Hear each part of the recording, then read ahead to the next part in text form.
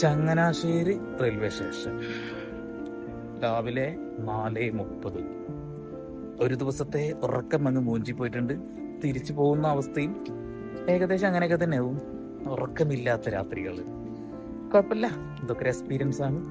Video കാണുന്ന ആളുകൾക്കും ഇതൊക്കെ ഒരു എക്സ്പീരിയൻസ് ആക്കി എടുത്തോളൂ കേട്ടോ.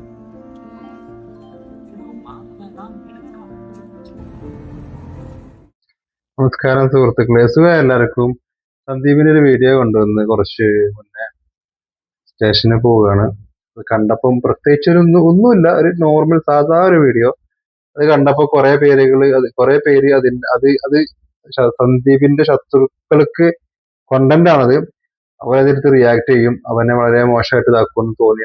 എനിക്ക് അതൊന്ന് പറയണം തോന്നി. വേറെ ആരുമല്ല,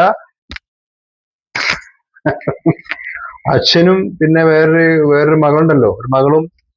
പിന്നെ സങ്കട വീഡിയോ ഇടേണ്ടി വന്നാല് ഊരി വെച്ചിട്ട് നിങ്ങളെല്ലാരും എനിക്ക് വേണ്ടി പ്രാർത്ഥിക്കണം എന്ന് പറയുന്ന ഒരാളും, പിന്നെ പാട്ടിട്ടെങ്ങാണ്ട് റീൽ ചെയ്യണമെന്നുണ്ടെങ്കിൽ ആ സാധനം വെച്ചിട്ട് റീൽ ചെയ്യുന്ന മഹതിയായ രേണുസുതിയും ഇവരൊക്കെ പട കൂടിങ്ങാണ്ട് ചെയ്യും. ആ പാട്ടിന് മിക്കവാറും ഇടുന്ന ഭക്തിഗാനായിരിക്കും എന്റെ വീഡിയോക്ക്. കാരണം ഭക്തിഗാനം എന്ന് പറഞ്ഞപ്പോൾ ഓർമ്മ വന്ന്, ഭക്തിഗാനത്തിന്റെ ഒരു ബുക്ക് ഇറക്കിയിട്ടുണ്ട്, പ്രകാശനം ചെയ്തിട്ടുണ്ട്. എനിക്ക് അപ്പോഴേ തോന്നിയിരുന്നു ഇവര് ഇനി ഭക്തി വിൽക്കാൻ നിൽക്കാണ്. ആരൊക്കെ ഇതിൽ വീഴുന്നറിയില്ല. ഭർത്താവിനെ വിറ്റു, മക്കളുടെ വിറ്റു, രോഗം വിറ്റു, വേറെ പലതും വിറ്റു. ഇതാ ഇപ്പം ഭക്തി വിൽക്കും, എന്തായാലും വിൽക്കും. അച്ഛൻ അത് പ്ലാൻ ഇട്ടേക്കും. ഇനി രോഗം മാറി എന്നത് അതുകൊണ്ട് ഞാൻ അങ്ങനെ ആയിക്കൊണ്ട് എന്നും പറഞ്ഞ് ഇതിലെ ഗാനങ്ങൾ ഇതിലെ പ്രാർത്ഥനകൾ കൊണ്ട് ഇതിൽ അങ്ങനെ നോക്കി നിങ്ങൾ എഴുതിക്കൂടി. അവരത് അവരുടേതായ രീതിയിൽ അതില് മതം വിറ്റ് ജീവിക്കാൻ തുടങ്ങിയിട്ടില്ല എന്നുണ്ടെങ്കിൽ എങ്ങനെ വിളിക്കാം, ഞാൻ വിളി കേൾക്കും, ഉറപ്പാ. അതിനിടയ്ക്ക് വേറൊരു കാര്യം എന്ന് വെച്ചാൽ ഇത് പറഞ്ഞപ്പോൾ ഓർമ്മ വന്നേ, ചിലപ്പോ നാളെ മറ്റന്നാൾ അനീഷ് പോകും, മിക്കവാറും അനീഷ് പോകും. കാരണം അന്ന് ഒരു 8-9 ദിവസം മുന്നേ ഒരു വീഡിയോ ഇട്ട് പോയതാണ്, അറസ്റ്റ് നടന്ന അന്ന്. പിന്നെ കണ്ടിട്ടില്ല. അല്ല സന്ദീപേ, ഓനെ എന്തെങ്കിലും ചെയ്തോ? അപ്പൊ എന്താ പറയുക, ഒരു വിവരമില്ല. അതിനിടയ്ക്ക് ആ സജീന എങ്ങാണ്ട് അവനെ വിളിപ്പിച്ചെങ്ങാണ്ട് വന്നായിരുന്നു. അപ്പൊ ഞാൻ അവന്റെ വീഡിയോ പോയി നോക്കി. അപ്പൊ അതിൽ കിച്ചുവിന്റെ പേര് പലവട്ടം വരുന്നത് കൊണ്ട് ഞാൻ എടുത്ത് വെച്ചിട്ട് റിയാക്ട് ചെയ്തായിരുന്നു, പോസ്റ്റ് ചെയ്തില്ല. ആ കിച്ചുവിന്റെ പേര് ഇങ്ങനെ പറയുന്നുണ്ട്. നമ്മളത് പറയണം. ഇപ്പൊ കിച്ചു ഒക്കെ അവനവന്റെ കാര്യം നോക്കി നടക്കണം, നമ്മൾ ഇതിനെ വെറുതെ പറയാൻ നിൽക്കുന്നത്, അവന്റെ പേര് വെറുതെ പരാമർശിക്കുന്നു വെച്ചിട്ട് പിന്നെ ഞാനത് എടുത്തില്ല.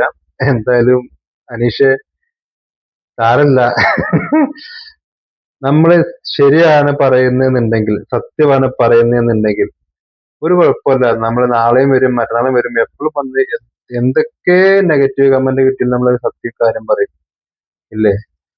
ചില ആൾക്കാര് നമ്മൾ മോശപ്പെട്ട് നമ്മളെ മനസ്സാക്ഷിക്ക് നിരക്കാത്തൊരു കാര്യം മനസ്സോട് ചെയ്തു കഴിഞ്ഞാൽ അതിൽ നെഗറ്റീവ് കമന്റോ അല്ലെങ്കിൽ വേറെ എന്തെങ്കിലും ഇതോ കിട്ടിക്കഴിഞ്ഞാൽ നമ്മൾ തകർന്നു പോകും. മിക്കവാറും ഇത് ആ സ്റ്റേജിലായിരിക്കും തോന്നുന്നു. അറിയില്ല, വേറെ എന്തെങ്കിലും പ്രശ്നമാണെന്ന് അറിയില്ല.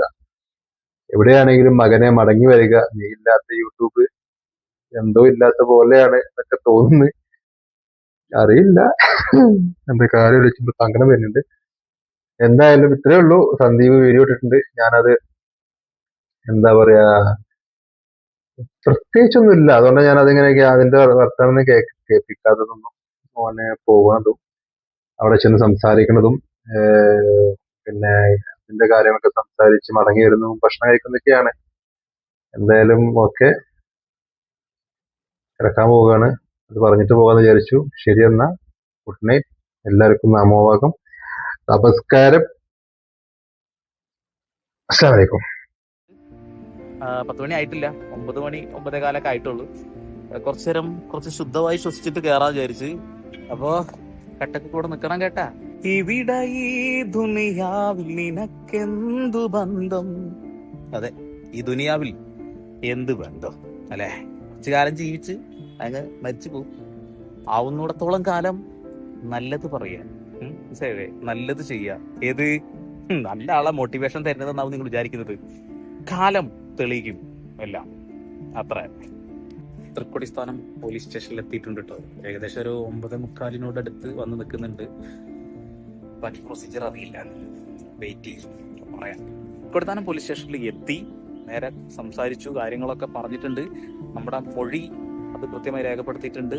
പിന്നെ മൊബൈൽ ഫോണ്, ലാപ്ടോപ്പ് കാര്യങ്ങളൊക്കെ നമുക്കത് തിരിച്ച് കിട്ടുന്ന ഒരു കാര്യമാണ്. അതൊക്കെ കോടതി വഴിയാണ് കിട്ടുക. അതിന്റെ പേപ്പേഴ്സും കാര്യങ്ങളൊക്കെ മൂവ് ചെയ്യാനുള്ള പരിപാടികളൊക്കെ ചെയ്തിട്ടുണ്ട്. ഒരു ആദ്യത്തെ എക്സ്പീരിയൻസ് ആണ്. അതുകൊണ്ട് തന്നെ എങ്ങനെയാണ് എനിക്ക് ഉണ്ടായത് ഈ സംഭവങ്ങൾ എന്നൊക്കെ ഒന്ന് പറഞ്ഞു തരണം തോന്നി, അതുകൊണ്ട് പറയാന്നുള്ളതാണ്. പിന്നെ അടുത്തൊരു ഡൗട്ടാണ്, ഈ ഷെഫീന ബീവി ഞാനും തമ്മിൽ വല്ലാത്തൊരു ബന്ധമാണ് എന്നുള്ള രീതിയിലൊക്കെ ആളുകൾ പറയുന്നുണ്ട്. ഷെഫീന ബീവിയെ ഞാൻ ആദ്യമായിട്ട് പരിചയപ്പെടുത്തുക ഈ റോട്ടിൽ വെച്ചിട്ട് നേരിട്ട് കാണും. പരിചയപ്പെടുന്നത് എങ്ങനെയാണെന്നറിയോ? എന്നെ പോലീസുകാർ അറസ്റ്റ് ചെയ്ത് കൊണ്ടുപോയ സമയത്ത് ഒരുപാട് ആളുകൾ എന്നെ കോൺടാക്ട് ചെയ്തു. അതിന്റെ ഭാഗമായിട്ട് തന്നെ ഈ ഫോൺ എടുക്കാൻ കഴിഞ്ഞിരുന്നില്ല, അത് വേറെ കാര്യം, പോലീസുകാരായാലും ഫോണ്. അങ്ങനെ അതിനിടയിൽ ഷെഫീന ബീവി വിളിച്ചിട്ട് എന്നോട് ചോദിച്ചു നിനക്ക് എന്തെങ്കിലും ഹെൽപ്പ് വേണമെങ്കിൽ പറയണം എന്നുള്ളത്. ഞാൻ ആദ്യമായിട്ടാണ് ഇങ്ങനത്തെ ഒരു കേസിലൊക്കെ പെടുന്നത്. അതുകൊണ്ട് തന്നെ ആരാ ഹെൽപ്പ് ചെയ്യാന്നൊന്നും നമുക്ക് അറിയില്ലല്ലോ. അതുകൊണ്ട് എനിക്കൊരു ഹെൽപ്പ് വേണമെന്ന് പറഞ്ഞു. ജാമ്യക്കാർ റെഡി ആക്കിയിട്ടുണ്ടെന്ന് ചോദിച്ചു. എന്റെ ഏട്ടൻ ഇവരെന്താണ് എന്റെ ജാമ്യ